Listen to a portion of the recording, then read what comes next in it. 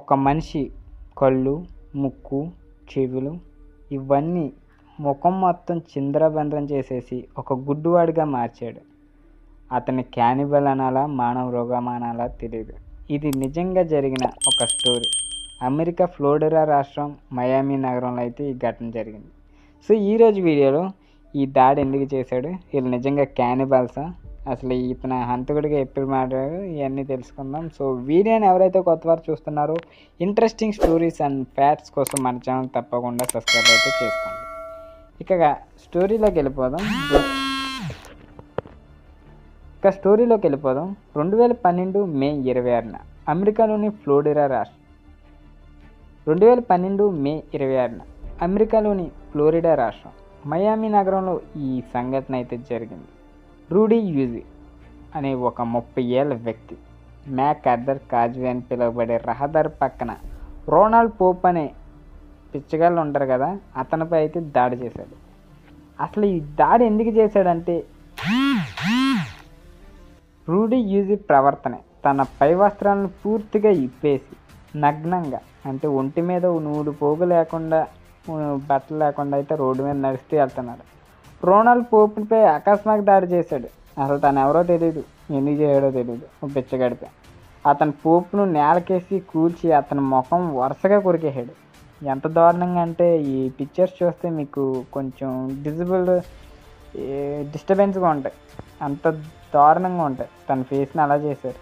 So దీని దాడిలో అయితే రోనాల్డ్ ముఖం 75% వరకు మొత్తం కొలాప్స్ అయిపోయింది, నాశనం అయిపోయింది అని చెప్పచ్చు. ముక్కు, కంటి ఈ భాగాలు మొత్తం అయితే చెల్లాచెదరు అయిపోయింది.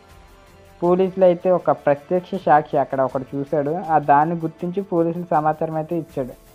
పోలీసులు అక్కడికి చేరుకుని యూజీని ఆపడానికి ప్రయత్నించగా అతను ఆదేశాలను ఎదిరిచ్చేసాడు. ఇక పోప్ను కొరికేయడం కొనసాగించాడు. చివరికి పోలీసు యూజీపై కాల్పులు జరిపి అతన్ని అయితే చంపేశారు.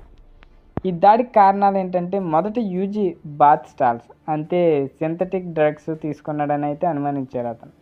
ఈ డ్రగ్స్ మానసిక స్థితి ప్రభావితం చేసే కొన్ని హింసాత్మకమైన ఆలోచనలు, బిహేవియర్ స్కిల్స్ అయితే స్టార్ట్ అవుతాయి. డ్రగ్లో ఉన్నప్పుడు వాళ్ళు ఏం చేస్తారో వాళ్ళకే తెలియదు కదా, సేమ్ ఎగ్జాక్ట్గా ఈ బాత్ స్టాల్స్ అనేవి ఈ డ్రగ్స్ తీసుకున్నారు. కానీ యూజీపై జరిగిన టాక్సికాలజీ నివేదికలో అతని శరీరంలో మాదక ద్రవ్యాలు కేవలం మరిజువానా మాత్రమే ఉన్నట్లయితే చెప్పింది, అంటే టాక్సికాలజీ నివేదికలో.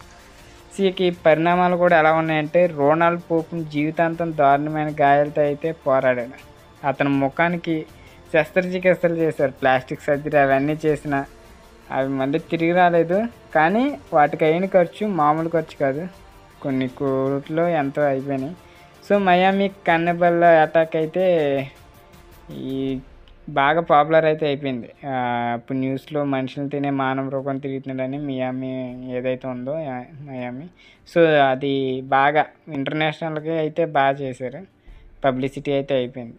ఈ దేశవ్యాప్తంగా కాదు, ప్రపంచవ్యాప్తంగా అయితే ఈ భయానక అనుభూతి అయితే మొత్తం అంతా వైరల్ అయిపోయింది. ఇక డ్రగ్స్ వినియోగం, మానసిక ఆరోగ్యం, కొన్ని హింసాత్మక బిహేవియర్కి, చర్చలకి దారితీసింది. ముఖ్యంగా సింథటిక్ డ్రగ్స్పై నియంత్రణ కఠినతరం చేయడానికైతే అమెరికా ప్రభుత్వం చర్యలు చేపట్టింది అప్పటి నుంచి. ఇప్పటికీ ఈ ఘటన చరిత్రలో ఒక భయానక సంఘటనగా అయితే నిలిచిపోయింది. ఈ అటాక్ అత్యంత దారుణమైన అటాక్ అనే చెప్పొచ్చు. అతనికి అయిన డ్యామేజ్ మొత్తం గవర్నమెంట్ అయితే భరించింది. అండ్ అంతేకాకుండా అతను బయటకు వచ్చిన తర్వాత కూడా ఎవరైతే తనకి డొనేషన్స్ చేశారో, అతని ముఖానికి ప్లాస్టిక్ సర్జరీ అవి చేసినందుకు డొనేషన్స్ చేశారో వాళ్ళందరికీ థ్యాంక్స్ చెప్పుకున్నాడు. అంతేకాకుండా భిక్ష అతను ఉన్నాడు కదా, అతనే ఈ థ్యాంక్స్ చెప్పుకోవటమే కాక వాళ్ళకంతా రుణపడి ఉంటానని ప్రజలకి ఒక మీడియా రూపంలో బయటకు వచ్చి అయితే చెప్పాడు. కానీ జీవితాంతం తన ముఖం, కళ్ళు అవి గుడ్డివాడైతే అయిపోయాడు. సో చాలా దారుణంగా అయితే ఉంటుంది ఈ అటాక్ అయితే. కొంచెం విజువల్స్ చూడడానికి మీకు డిస్టర్బెన్స్గా ఉంటుంది. సో ఈ అటాక్ గురించి మీలో ఎంతమంది తెలుసో కింద కామెంట్ రూపంలో తెలియజేయండి. వీడియో నచ్చితే తప్పకుండా లైక్ చేయండి. ఇలాంటి ఇంట్రెస్టింగ్ స్టోరీస్ అండ్ ఫ్యాక్ట్స్ కోసం మన ఛానల్ తప్పకుండా సబ్స్క్రైబ్ అయితే చేసుకోండి.